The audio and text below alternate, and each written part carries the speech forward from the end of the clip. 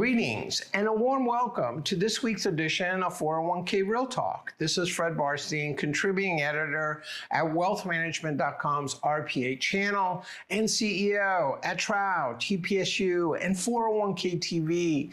I review all of this week's stories and select the most important and interesting ones, providing open, honest, and candid discussion you will not get anywhere else. So let's get real.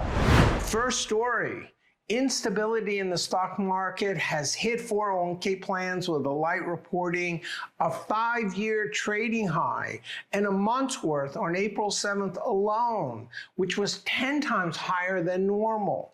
Participants moved from U.S. large cap equities and target date funds to capital preservation funds like fixed income, stable value, and even money market.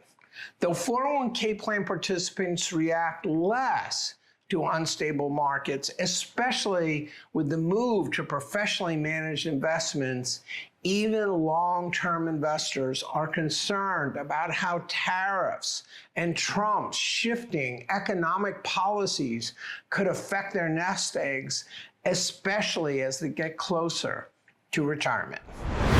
Next story. Citing a decade-long surge into private assets, which has tripled over that period.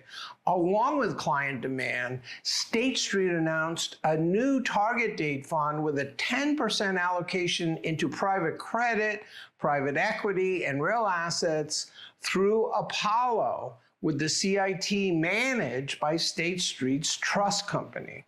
A 2021 DOL information letter cautioned plans about offering private market investments, which is not likely to become a standalone option anytime soon, though many believe that the Trump DOL will be more accommodating. Other private equity firms are greedily eyeing DC plans, with firms like Neuberger Berman and Partners Group already entrenched. Georgetown conducted research recently indicated that DC plans with exposure to private markets like DB plans could increase returns by as much as 15 basis points. Next story.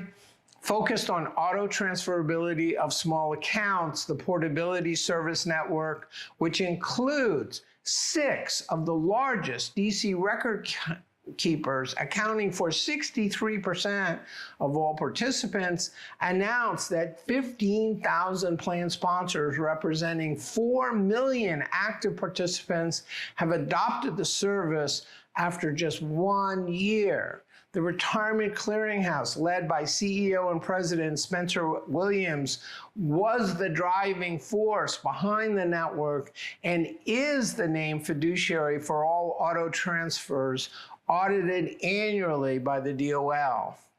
Like with automatic enrollment, plan sponsors adopt the service, but participants must opt out.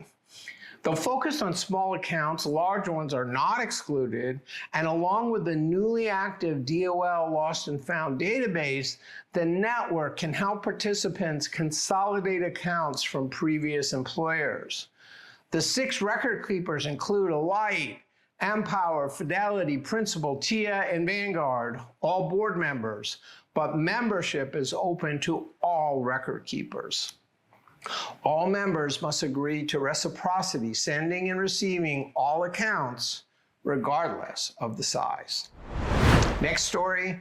The Milken Institute's Lifetime Income Security Program published a white paper entitled Enhancing Retirement, Advanced Lifetime Income for All, calling for a more refined safe harbor and greater education, especially around the new asset class.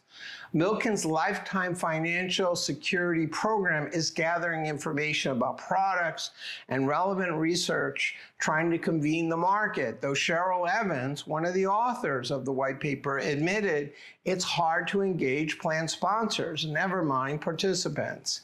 Having an independent, well-funded, and respected think tank focused on the issue could only help. Final story. For literally decades, well-funded providers have been declaring that the time is now for retirement income in defined contribution plans, as we have already figured out the accumulation phase through the ideal or auto plan.